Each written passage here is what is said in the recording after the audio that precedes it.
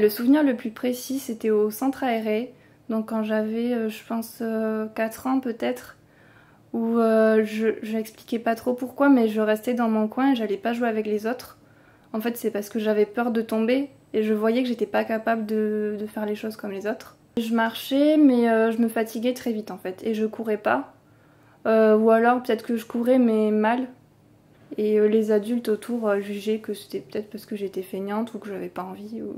J'ai fait un électromyogramme et c'est là qu'on m'a dit que c'était une myopathie. À l'école, je disais pas le mot myopathie. Je me souviens que je disais que j'avais un problème à la jambe parce que j'avais eu une biopsie musculaire. Et du coup, pour moi, c'était ça qui m'empêchait de marcher. La maladie a presque toujours été là dans nos vies. D'une certaine façon, quand on était petite, surtout quand on était vraiment tout le temps ensemble, moi j'étais ses bras et j'étais ses jambes.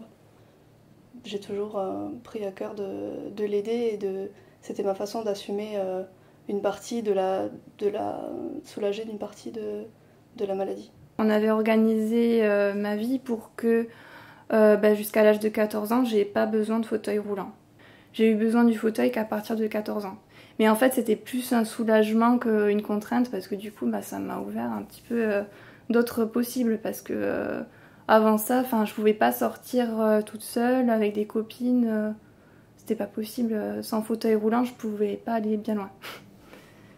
Pour moi, c'était très important d'être indépendant, comme tous les adolescents en fait, je pense. Mais quand on voit que on a besoin d'aide pour des gestes tout bêtes, on se dit que... moi, ce qui me faisait peur, c'était de rester chez mes parents, en fait, et que ma sœur s'en aille. Ma sœur, elle a toujours été là. Elle m'a soutenue. Elle était tout le temps là quand j'avais besoin d'aide. Même dans mes études, en fait, c'est elle qui m'a poussée, par exemple, à faire une classe prépa.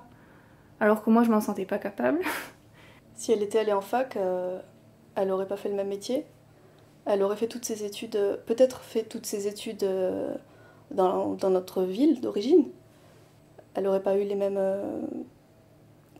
même tremplin, disons, le même élan pour bouger. Et elle serait sans doute jamais arrivée à l'hôpital à Paris.